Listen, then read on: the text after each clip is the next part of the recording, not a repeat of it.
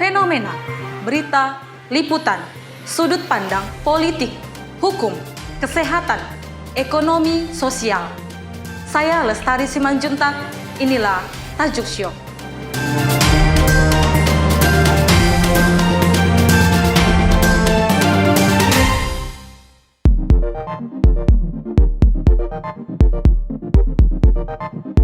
Pemirsa Tajuk Show, kembali lagi dengan saya Lestari Simanjuntak.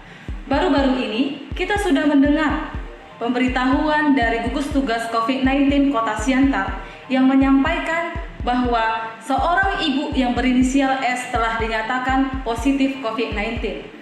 Namun, kondisi ini menjadi perbincangan yang hangat di tengah-tengah masyarakat. Kenapa?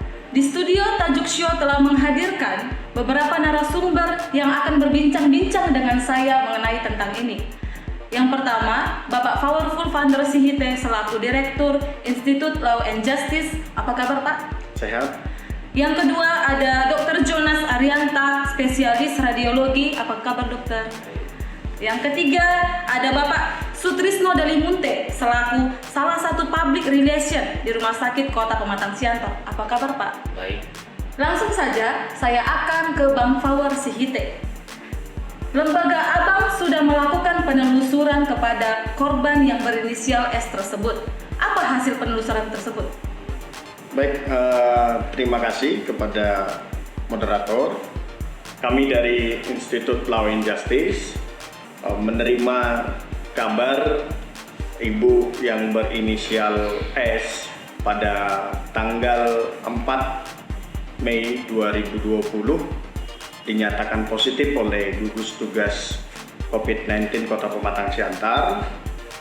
Namun pada tanggal itu juga malam hari hingga pada tanggal 5 kami mendapati informasi dari masyarakat, pertama sekali melalui media sosial, anak daripada ibu yang berinisial S, anaknya yang berinisial JHF menceritakan kepada kami, meminta bantuan. Ada beberapa kejanggalan tentang penetapan ibu yang berinisial S. Beliau menceritakan bagaimana perjalanan mamanya yang sakit. Sebelum ke rumah sakit dia sempat terkena hujan ketika menjual pecel, kemudian dibawa ke rumah sakit di Kota Pematang Siantar, yaitu Rumah Sakit Tiara. Sempat 2 malam di sana. Setelah itu karena dia panas, demam, lalu dilakukan rapid test dan hasilnya reaktif. Karena Rumah Sakit Tiara bukan bagian daripada rumah sakit rujukan COVID-19, maka diarahkan ke rumah sakit umum pada tanggal 23 malam. Nah, ketika malam itu dirujuk ke rumah sakit umum Kota Pematang Siantar, namun jawaban dari rumah sakit umum ruangan penuh. Nah, untuk penanganan COVID-19 yang tersedia hasil konfirmasi kami dengan Dr. Ronald itu hanya 3 ruangan saat ini. Kemudian setelah itu penuh, maka dibawalah ke Rumah Sakit Adam Malik.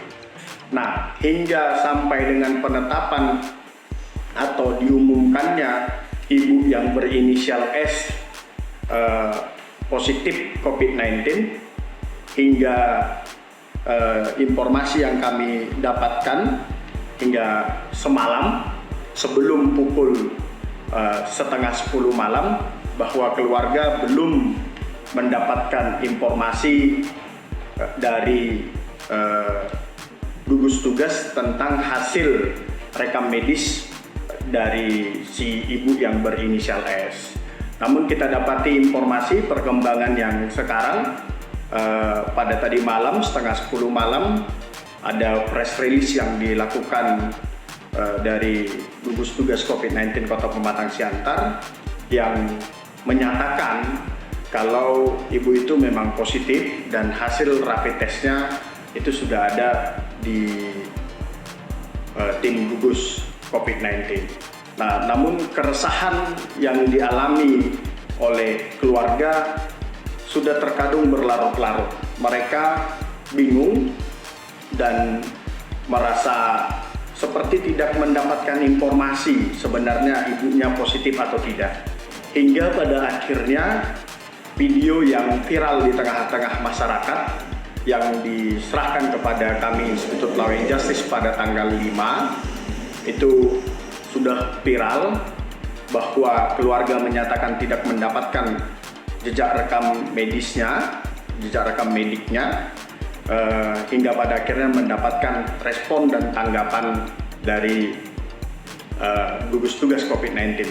Tadi malam hasil konferensi pers yang dilakukan itu dinyatakan berita yang beredar tentang video atau bantahan dari si anak itu hoax.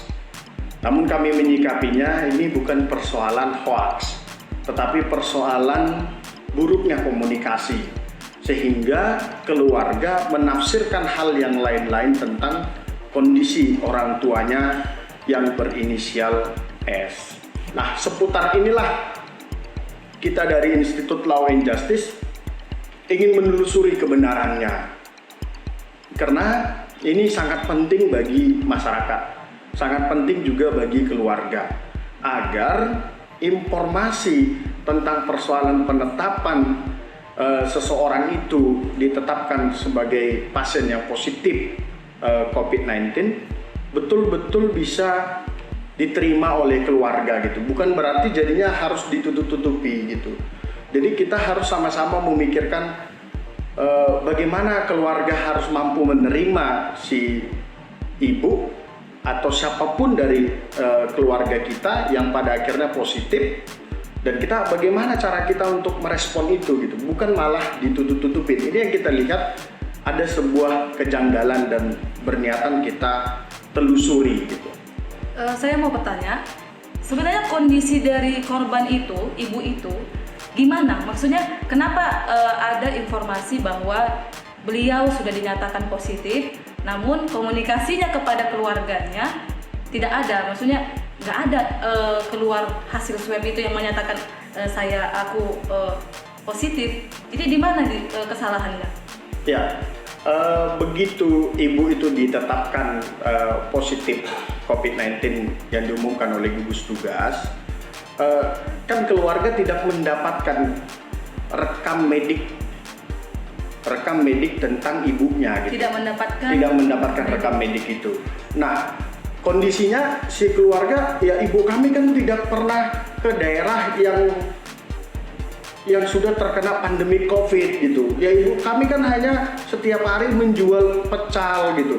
Kok tiba-tiba bisa kena? Lalu surat yang diberikan tidak ada kepada kami. Gitu kan. Ya menurut kita ini hal yang sangat lumrah. Keluarga pada akhirnya menduga-duga ini apakah benar positif, apakah tidak gitu. Nah, keterbatasan informasi yang seperti ini kita coba jembatani ke dinas kesehatan.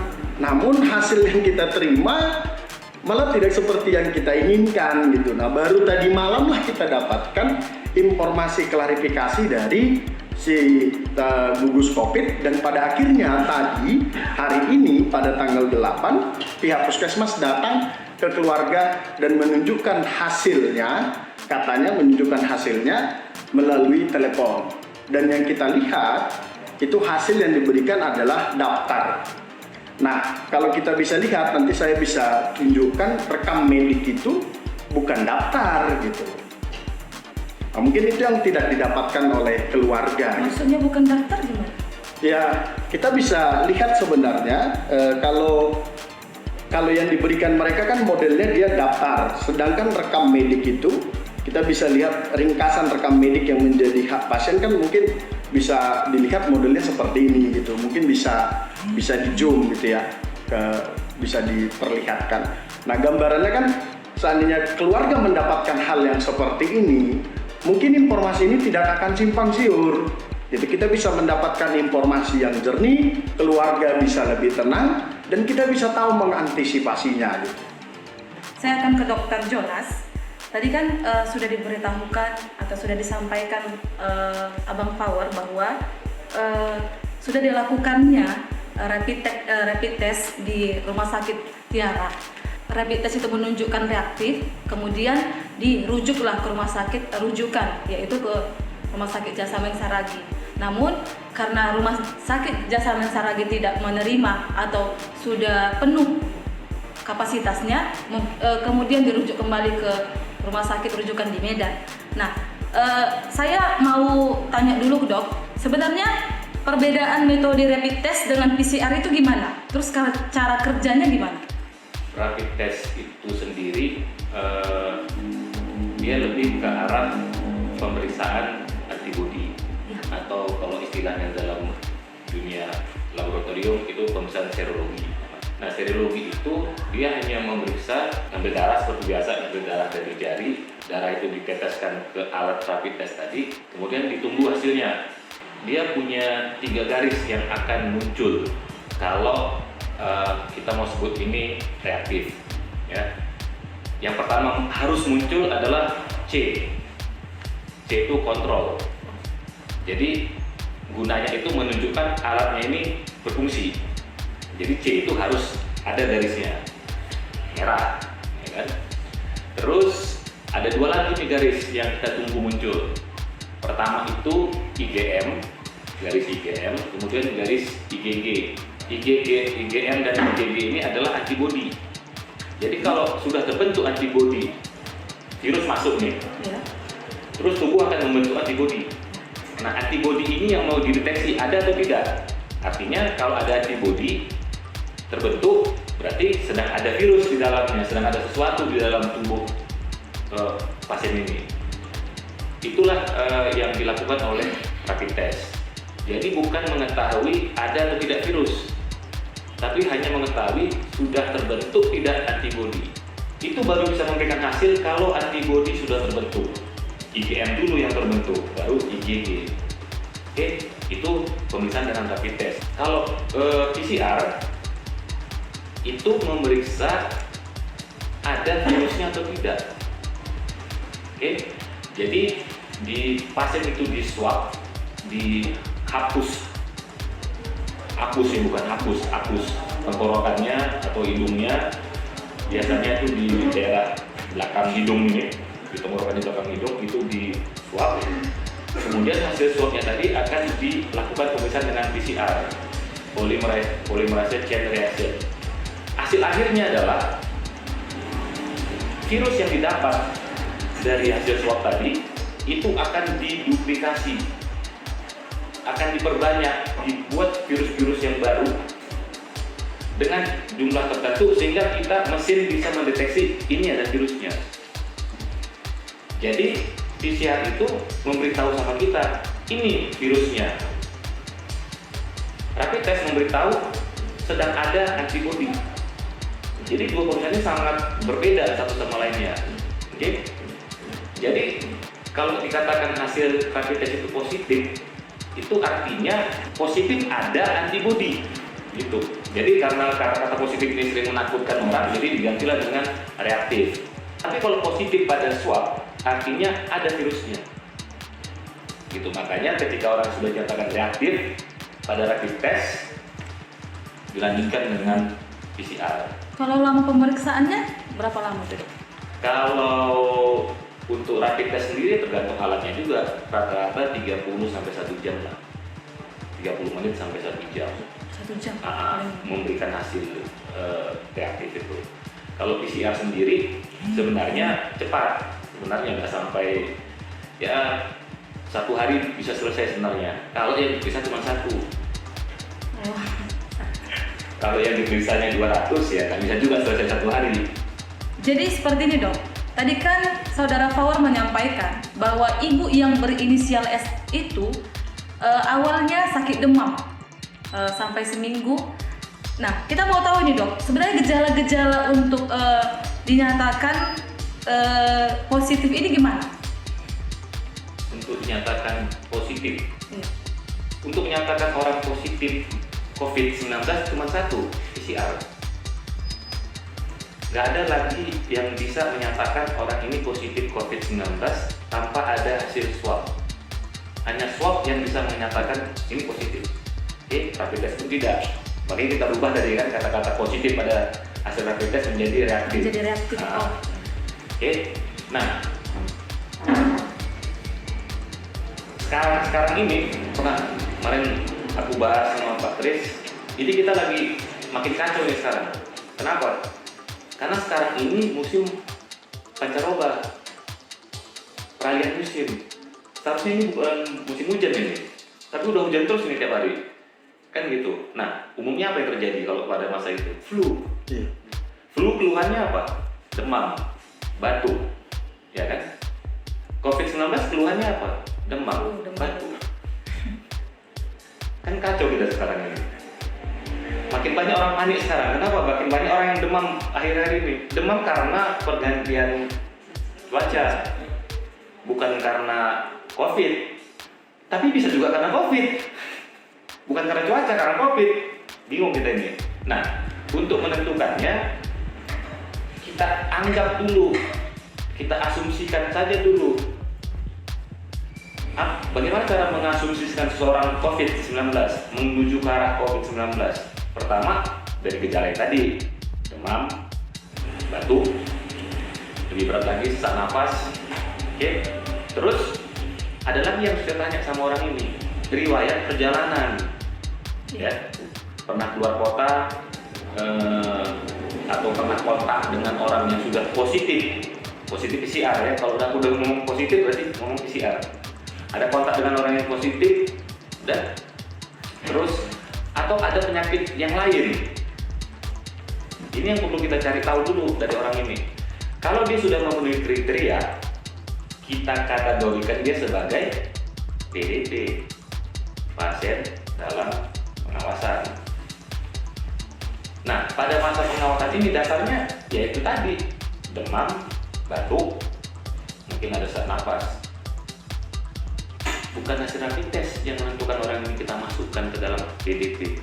Bukan rapid test yang menentukan orang ini jadi ODP. Enggak. Kontak nomor satunya untuk menentukan orang ini ODP, OTG, PDP. Kontak, riwayat kontak. Ada gejala ODP. Nah, kalau dia di rumah sakit PDP. Jadi tidak ada urusannya dengan rapid test untuk memasukkan orang ke kategori ini. Baik dok, oke. Tadi kan kembali lagi yang disampaikan saudara Flower, adanya pernyataan bahwa keluarga korban tidak menerima hasil dari ibu yang berinisial LS tersebut dinyatakan positif. Nah, adanya kesimpangsiuran komunikasi di antara keluarga korban dan juga media. Itu di mana sebenarnya hak-hak dari pasien tersebut, dok? Makanya terjadi kayak korban tersebut menyampaikan bahwa aku nggak ada sakit corona, aku nggak ada positif gitu, dok. Dia positif, tapi aku segar kok. Iya, kan sudah kita bilang 80% penderita yang terinfeksi tanpa gejala. Sisa 20% yang bergejala, yang 20% ini gejala ringan, yang cuma demam batuk. Ya mungkin dia masuk kategori itu. Rasa satu masalah miss-nya itu, karena ini kan bukan cuma urusan rumah sakit. Ini sudah ada di luar rumah sakit yang ikut menangani. Iya, benar. Secara administrasi ya. Rumah sakit USU melakukan PCR. Hasil PCR dikeluarkan untuk siapa?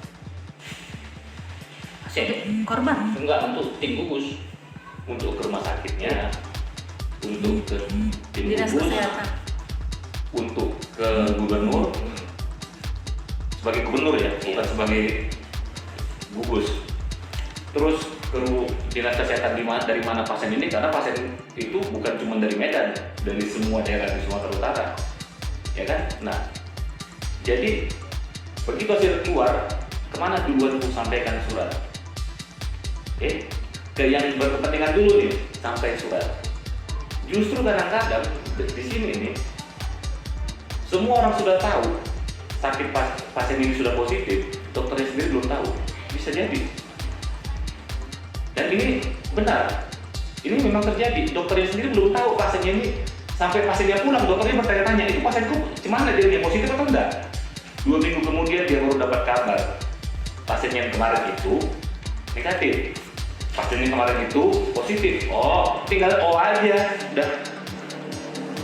Dokternya sendiri belum dapat kabar, sementara itu udah masuk ke dalam data WHO. Hari ini pasien positif 38, kata gugus tugas nasional. WHO bilang Indonesia udah nambah 38. Dokter yang merawat pasien belum Tidak tahu. tahu. Itu bisa terjadi, dan selama aku ikut dalam tim ini, tim untuk COVID, itu berita yang nggak aneh lagi kita dengar. Oh, jadi positif yang kemarin itu ya? Yang mana? Itu yang anak satu ya? Oh iya, itu pembicaraan dokternya itu. Ya kan? Tapi kenapa dia tidak tahu hasilnya yang menyatakan dia itu positif atau tidak? Itu belum bisa kita bahas. Kenapa belum bisa? Karena mungkin dia sudah diberitahu, tapi dia tidak tahu dia sudah diberitahu, ya? Atau memang belum diberitahu sama sekali, gitu. Karena belum administrasinya lah, urusan administrasi atau segala macam, ya. Tapi kalau keluarga belum tahu, wajar. Karena keluarga tidak punya hak untuk itu. Tidak punya hak Tidak ya, Dok? punya hak. Yang punya hak cuma pasien. Kecuali pasien memberikan hak itu ke keluarganya. Itu melalui apa? Surat lagi. Surat pelepasan hak. Dengan ini saya menyerahkan hak saya kepada si Anu, misalnya. Tapi kalau aku sebagai keluarga datang ke rumah sakit, coba lihat, aku mau lihat dulu apa hasil apa nih. Oh. Satu lagi, Dok. Ini ada pertanyaan. Apakah hasil rapid test itu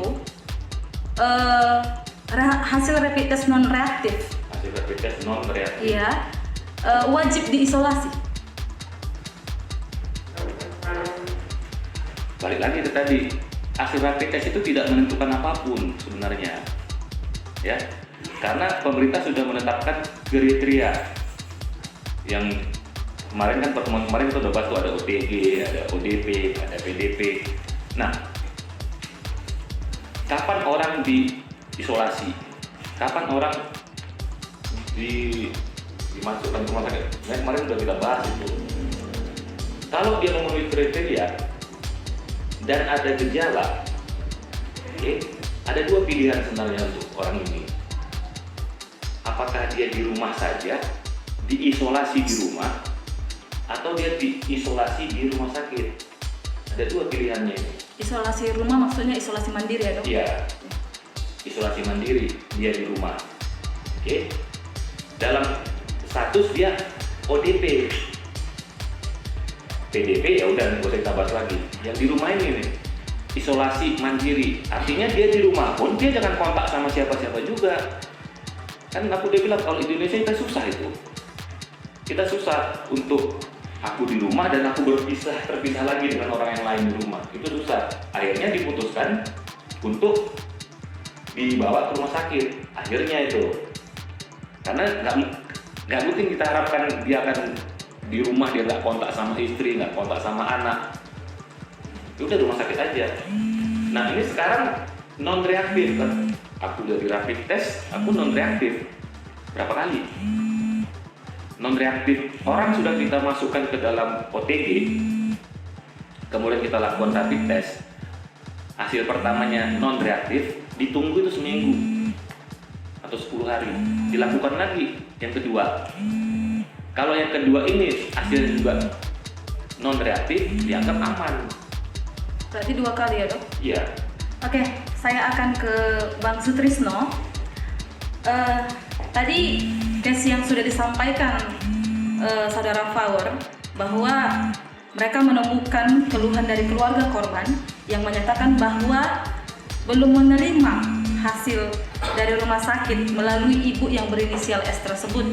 Kemudian dokter tadi sudah menyampaikan bahwa surat pemberitahuan itu memang wajib disampaikan. Tapi kita sudah mendengar bahwa informasi sudah simpang siur, bahkan beberapa media angkat bicara mengenai ini. Itu menurut Abang gimana? Oke, terima kasih. Pertama, dengan penelusuran dari ILAJ melalui Bung Power, itu adalah dalam lingkup interaksi informasi. Keluarga belum menerima, berarti kan ada penyampaian yang belum sampai, kan gitu. Nah, dokter sudah bilang tadi juga bahwa terkait dengan pasien dan hak pasien, terusus dengan hasil rekam medik, itu juga disimpulkan adalah wujud penyampaian dari dengan penyampaian ini berarti yang terkandung di dalamnya adalah kontekstual informasi. Kontekstual informasi. Nah, sangat sederhana sebenarnya. Kita ngerti dulu gitu. Sebenarnya runutan informasi itu adalah dimulai dengan pemahaman. Nah, kalau kita bergerak dari kebenaran informasi dan apa itu informasi, pertama di KBBI, Kamus Besar Bahasa Indonesia, dijelaskan bahwa segala pengetahuan yang terkomunikasikan di antara manusia disebut informasi. Segala pengetahuan yang dikomunikasikan, yang terkomunikasikan di antara manusia disebut informasi.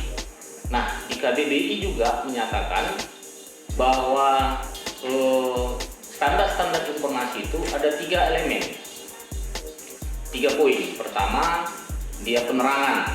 Yang kedua, dia menyangkut pemberitahuan, kabar, berita tentang sesuatu. Dan yang ketiga adalah keseluruhan makna yang menunjang amanat yang terlihat dari bagian amanat itu. Nah, ini dulu gitu. Itulah bentuk informasi supaya kita bisa mengambil inti dari kontekstual informasi yang disampaikan oleh Bung Power, begitu juga yang disampaikan dokter itu. Nah, di samping KBBI terkait informasi itu sudah ada juga gitu yang menguatkan gitu. Sudah ada juga yang menguatkan. Artinya kita coba memahami dulu gitu, apa sih informasi itu gitu dan kedudukannya gitu. Nah, di samping tadi KBBI memuat tentang informasi itu sudah ada lebih dulunya gitu dan menjadi dasar yang paling kuat gitu, yaitu di Undang-Undang Dasar 1945 pasal 28F gitu. Jadi di pasal 28F itu dinyatakan bahwa setiap orang berhak untuk berkomunikasi dan memperoleh informasi untuk mengembangkan pribadi dan lingkungan sosialnya, serta berhak untuk mencari, memperoleh, memiliki, dan menyimpan informasi dengan menggunakan segala saluran yang tersedia. Jadi udah ada KBBI, dikuatkan lagi dengan landasan Undang-Undang Dasar 1945. Nah, dikuatkan lagi dalam pemahamannya itu di Undang-Undang 14 tahun 2008 tentang keterbukaan informasi publik. Nah, di keterbukaan informasi publik ini, informasi itu dibagi 2 jenis. Ada informasi yang wajib disediakan dan diumumkan. Wajib disediakan dan diumumkan. Baru yang kedua, ada informasi yang terkecualikan. Itulah, jadi yang terkecualikan itu di Undang-Undang Nomor 14 Tahun 2008 adalah hal-hal yang bisa menimbulkan dampak stabilitas ketahanan, dampak, pokoknya dia memiliki dampak terhadap tatanan kehidupan sosial. Jadi menurut Abang yang mana itu untuk kasus ini? Ya, makanya kita ini dulu gitu kan. Tadi kan ada yang wajib, ada yang wajib disediakan dan diumumkan. Nah, ada juga yang terkecualian gitu. Nah, di sini juga disebutkan bahwa informasi itu adalah kewajiban ya, di Undang-Undang Informasi Publik itu kewajiban pengguna informasi publik. Pengguna informasi publik wajib menggunakan informasi publik sesuai dengan ketentuan peraturan perundang-undangan. Jadi setiap yang kita ingin akses informasi ada ketentuan perundang-undangan yang juga mengatur. Contoh tadi ini COVID pandemi, kontekstualnya adalah informasi di masa pandemi COVID-19. Nah, ada keluarga pasien yang mengalami sesuatu tapi tidak menerima informasi terkait itu menurut versi keluarga pasien. Nah, menurut dokter bahwa itu menjadi hak gitu. Nah, saya nggak tahu apa alasan juga gugus tugas COVID, tapi segala bentuk informasi itu ya ada ketentuannya gitu. Di pandemi ini mungkin ada ketentuan-ketentuan yang belum terkomunikasikan kepada masyarakat kita. Seperti saya nggak tahu, saya simak bentar klarifikasi gugus topik bahwa ada protap. Nah, ini tidak tersampaikan gitu protap. Itulah indikasi, itulah kategori yang diklasifikasikan terhadap informasi yang memiliki ketentuan peraturan dan perundang-undangan. Ketentuan itu kan bisa aja gitu. Setiap konteks ini memiliki peraturan ini, setiap ini memiliki peraturan ini gitu. Nah, itu yang mungkin belum terjadi gitu, sehingga dengan belum disampaikannya informasi tentang protap COVID itu yang menjadi simpang siur gitu. Nah, jadi itu dia, kita harus bisa membedakan gitu. Tadi Undang-Undang Keterbukaan Informasi Publik mengklasifikasikan informasi itu dua bentuk, adalah informasi yang wajib disediakan dan diumumkan, dan kedua adalah informasi terkecualikan. Berarti di sini kesalahannya di mana menurut Abang? Saya bilang tidak bentuk kesalahan, tapi ya kita bilang gugus COVID sendiri belum mengerti esensi suatu informasi gitu. Sebenarnya kan permasalahannya kan timbul ketika gugus tugas sudah tahu itu positif, sementara pasien belum. Iya, masalahnya kan. Iya. Jadi yang pertanyaanku dari awal tadi itu, apa memang benar si pasien tidak diberitahu? Iya. Gitu. Karena itu sudah kewajibannya kita untuk memberitahu pasien ya. Iya. Bukan keluarganya, bukan siapa, pasiennya gitu. Dan itu sudah ada formnya tersendiri. Oke, formnya sendiri tentang informasi pasien. Nah, di situ diberitahukan segalanya itu kenapa dia dirawat, apa yang dikerjakan sama dia, pengobatannya apa, prognosisnya bagaimana. Termasuk kadang-kadang itu ada kolom biaya berapa kira-kira gitu. Dan itu ditandatangani oleh si pemberi informasi dan si penerima informasi. Tapi sering itu kita udah terangkan sama pasien, ini kejadian di rumah sakit sini juga, kita udah terangkan sama pasien begini, pagi kita terangkan, siang kita tanya, nggak tahu aku, nggak ada yang dibilang sama aku. Sering begitu kejadiannya. Bisa tanggapi Saudara Flower? Karena gini, tadi Saudara sudah sampaikan bahwa keluarga sudah menerima hasil itu melalui handphone, foto gitu kan? Ya. Terus apa tanggapan keluarga sampai saat ini? Ya, keluarga, makanya kita bilang tadi ya, keluarga itu menyatakan kalau mereka itu memiliki keraguan itu tidak positif, ataupun mereka jadi memberikan klarifikasi kepada publik gitu tentang situasi orang tuanya, karena memang di sini ada rekamannya yang dikirimkan oleh si anak ketika komunikasi sama orang tua. Ya, orang tua mengatakan ya, saya sudah tanya sama perawat, tapi perawatnya bilang hasilnya belum keluar. Nah, tetapi kenapa di Siantar sudah heboh katanya? Ya biasanya itu Bu, bahkan jawab perawat seperti itu. Ya di simpang siur di mana-mana pun terkadang seperti itu, kita belum keluar udah dibilang positif gitu. Nah, berdasarkan rekaman ini yang membuat si anak semakin ragu gitu. Apa benar positif, apa benar negatif gitu kan? Ini sebenarnya yang mana gitu.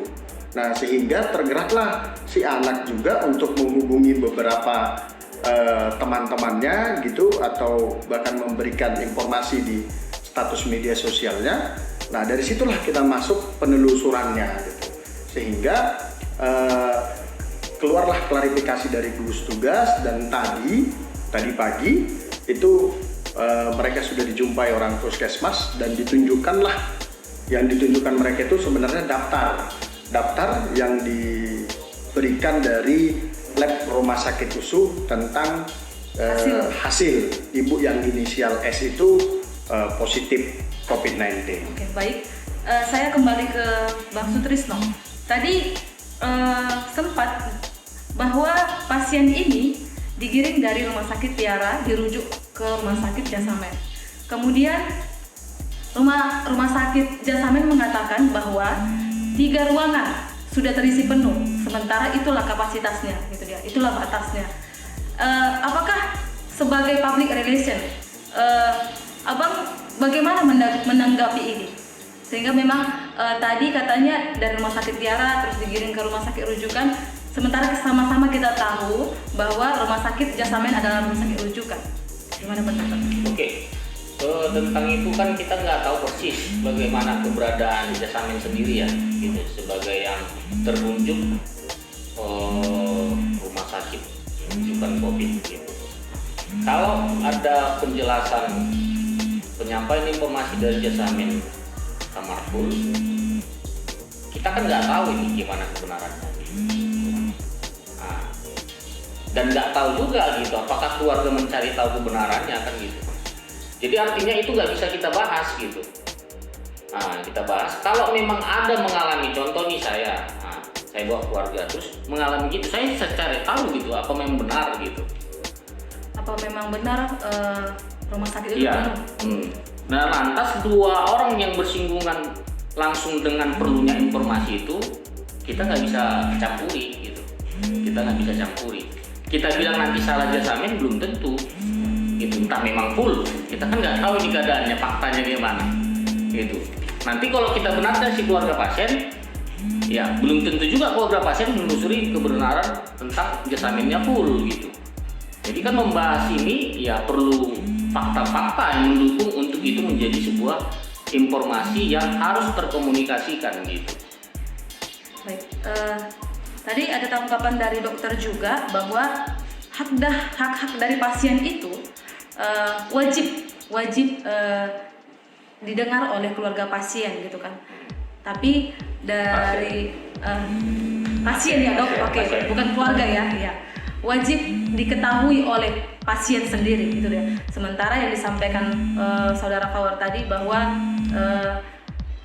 tidak ada diterimanya oleh korban. Berarti yang seperti Abang sampaikan tadi, informasi itu kuncinya ketika memang adanya simpang siur antara keluarga korban, antara korban dan juga media yang membuat masyarakat semakin gencar seperti itu. Yang disampaikan dokter tadi, masuklah dia dalam kategori informasi dengan ketentuan peraturan dan perundang-undangan. Gitu. Jadi wabah pandemi, informasinya memiliki ketentuan tersendiri, gitu, peraturan tersendiri, gitu. Dan kita nggak tahu. Nah, kita nggak tahu. Gitu. Kita nggak tahu peraturan. Nah, itu yang kita bilang tadi. Nah, bicara tentang pasien dengan hak-hak pasien, ya ada juga ketentuannya gitu, ada juga peraturan yang memuat itu gitu.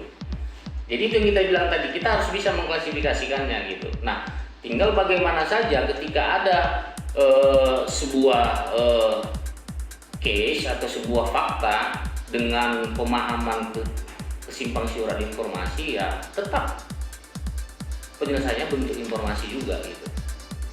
Kuncinya di informasi ya, Iya. adanya miskomunikasi Iya. antara media dengan gugus tugas, dengan pasien juga.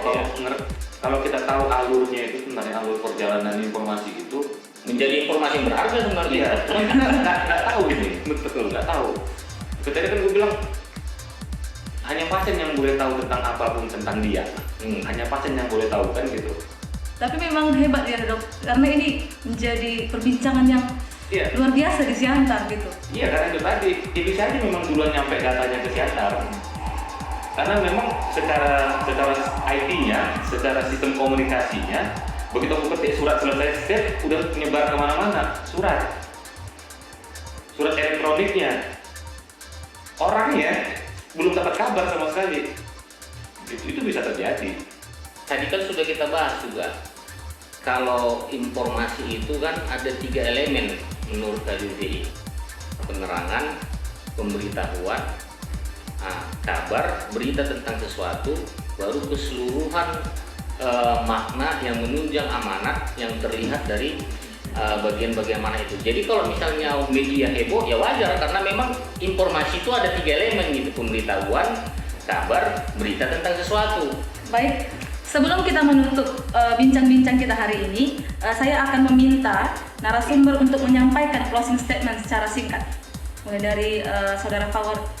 Baik, terima kasih. Harapan kami tim gugus COVID-19 Kota Pematang Siantar jangan menganggap situasi ini seakan-akan masyarakat sedang melawan atau sedang bertarung sama gugus tugas persoalan informasi.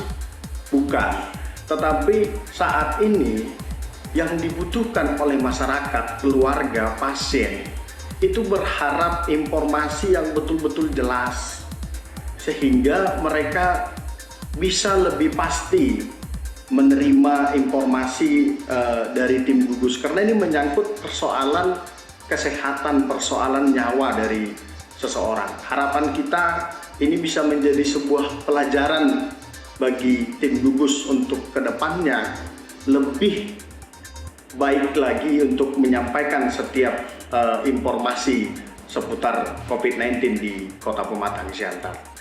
Baik. Ya, saya nggak ini kesimpulan, saya hanya mengambil sebuah moto aja. Saya mau sampaikan moto tentang informasi. Era yang terus melejit berganti. Jadikan informasi menjadi bagian vital dalam dinamika hidup yang berjati diri. Terima kasih. Oke, dokter ada mungkin? Kita aja lah. Oke, silakan. Selagi pandemi ini masih ada, hanya 4 yang perlu kita lakukan. Cuci tangan, jangan sentuh area T, ya, etika batuk, kemudian social atau physical distancing. Iya, dari medis sendiri itu tidak pernah luput ya. Oke, baiklah. Persoalan ini bukan semata-mata menjadikan kita untuk tidak peduli dengan apa yang terjadi. Kita menyayangkan kesimpang siuran informasi yang menjadikan musuh tidak percaya di antara media, masyarakat, dan pihak-pihak terkait. Namun, kepada gugus tugas COVID-19 Kota Siantar sebagai sumber informasi akurat yang masih diperhatikan oleh seluruh lapisan masyarakat, kita berharap ke depannya ini tidak terjadi lagi. Apalagi kita tahu penyakit COVID-19 ini bukan sakit sembarangan. Terima kasih buat narasumber kami, terima kasih buat pemirsa Tajuk Show. Kita akan kembali di segmen selanjutnya. Sampai jumpa. Horas.